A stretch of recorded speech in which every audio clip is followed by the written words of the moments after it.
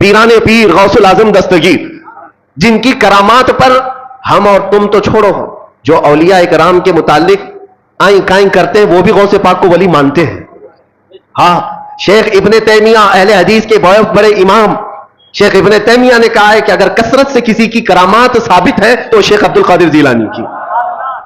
ان کے متعلق کہہ رہا ہوں جن کی ولایت پر سب کا اتفاق ہے، سارے مانتے ہیں۔ وہ غوث اعظم رضی اللہ تعالیٰ عنہ نماز پڑھ رہے ہیں اور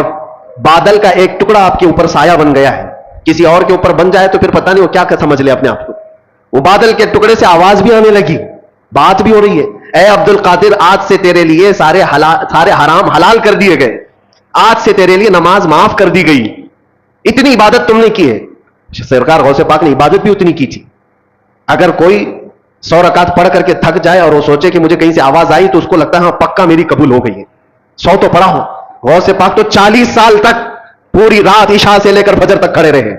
40 سال تک ہڈیاں نکل آئی تھی جسم سے، ایک انگور کے دانے سے سحری کرتے اور ایک گلاس پانی سے افطار کیا کرتے،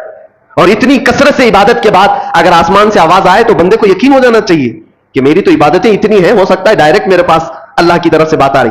لیکن غوث پاک کی طرف آواز آئی بادل کے ٹکڑے سے، اے عبد القادر آج سے تیرے لیے نماز معاف ہے، سارے جتنے تمہارے لیے حرام چیزیں تھے حلال ہو گئی۔ غوث پاک نے جلال میں کہا یہ آواز رحمان کی نہیں، یہ شیطان کی ہے۔ کوئی چیز کسی کے لیے قیامت تک حرام حلال نہیں ہو سکتی جس کو میرے مصطفیٰ نے حرام کیا ہو۔ جو نبی پاک نے حرام کر دیا وہ قیامت تک کے لیے حرام ہے، کسی کے لیے حلال نہیں ہو سکتی۔ اس میں عبد القادر جیلانی کیا اور کوئی اور کیا، غوث پاک فرماتے ہیں یہ آواز شیطان کی ہے۔ اور دوسری چیز، آج سے میرے لیے عبادت معاف ہو گئی، غوث پاک فرماتے ہیں جو سید الانبیاء کے لیے نماز معاف نہیں ہوئی تو عبد القادر کے لیے کیسے ہو سکتی۔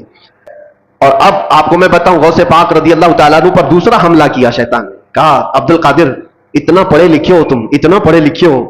اگر اتنا پڑھے لکھے نہیں ہوتے تو آج تو میں تم کو گمراہ کر دیتا۔ آج جو میں نے کہا ہے، اب شیطان اپنی اصلیت پہ آیا، آواز جو آ رہی تھی بادل کے ٹکڑے سے کہ تمہارے لیے عبادت معاف ہے، تمہارے لیے حرام حلال ہے، غوث پاک نے جب جواب دیا تو شیطان کہتا ہے بہت پڑھے لکھے ہو تم، اور اتنا پڑھے لکھے ہو کہ آج تمہارے علم نے بچا لیا تمہیں، ورنہ گمراہ ہو جاتے آج۔ غوث پاک نے فرمایا ابلیس تو مجھے دوبارہ گمراہ کر رہا ہے، مجھے میرے علم نے نہیں میرے خدا کے فضل نے بچایا۔ علم تو تیرے پاس بھی تھا، علم تو تیرے پاس اتنا تھا کہ فرشتوں کو پڑھایا کرتا، لیکن تو بچ نہ سکا۔